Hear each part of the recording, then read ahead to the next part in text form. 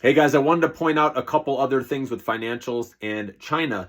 So first off with financials, they were down for the week pretty bad, like JP Morgan. A lot of these companies where everyone thought, merger and acquisitions were going to be big, right? Obviously in IPOs, this isn't happening right now because of uncertainty. I do think we'll get past it and then these stocks will bounce back. So if you're interested in financial names, this is when you want to be looking at them, right? Not when they're at all-time highs. You want to be looking at them on the dip. And there was a nice wick at the bottom of the selling volume bar on Friday. And that's what you want to see, that possibly we can get a reversal if we see a green bar on Monday. Okay, so like JP Morgan is a solid company, guys. You can't go wrong owning that one. You get the dividend, all that. Goldman Sachs, these have all come down.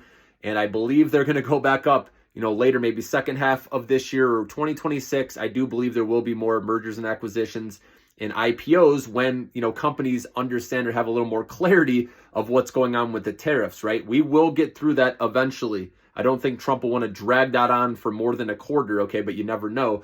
But so financials, like I said, this is the time you want to be looking, buying dollar cost averaging on the dip. Okay, those are some names you can look at. Even SoFi, right, is in the financial sector, right? I know Upstart's more like fintech, okay, but still, these are a great dip. There's everything pretty much right now there's good dip buying opportunities. That's why you got to know what you want to buy, right? Have your list. That's why the Millionaire Maker stock portfolio is there, guys. So makes it easy on you. You can just focus on those and which ones you like, which ones you understand the most and are most passionate about. Okay, you don't have to have them all if you don't want to. Okay, I do, but again, totally up to you guys. All right.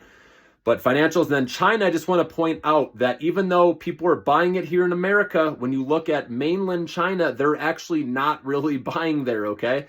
And that's the thing I always look at. That shows that I think eventually things could roll back over, especially if, the tit for tat, the retaliation tariffs, something like that happens. Now, obviously, I just put out a video saying the focus is going to be more on Canada, obviously, with these new reciprocation tariffs on dairy and lumber of 240 to 250%, which is insane. So the China tariffs don't look as bad compared, right, to Canada. So maybe they can go up a little more. But again, I don't trust China. If you want to have the best of the best names like Alibaba, I've mentioned, there's nothing wrong owning that company. They had good earnings. They're partnering with Apple.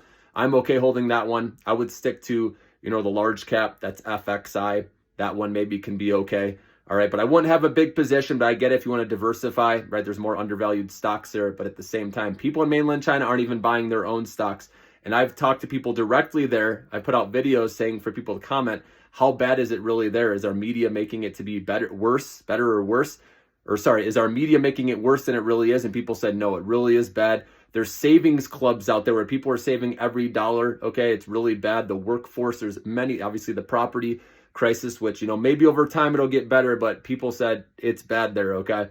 Last time I checked, okay? But of course, there's nowhere to go but up sometimes once you're at trough levels, okay? But I'm just saying it's okay if you have a little bit. I have Alibaba, like JD, Baidu. Those are just a few of the names in my retirement account, but we're talking very small positions. So, but I just want to let you know, mainland China is not buying like people in the U.S. are buying, okay? So just keep that in mind.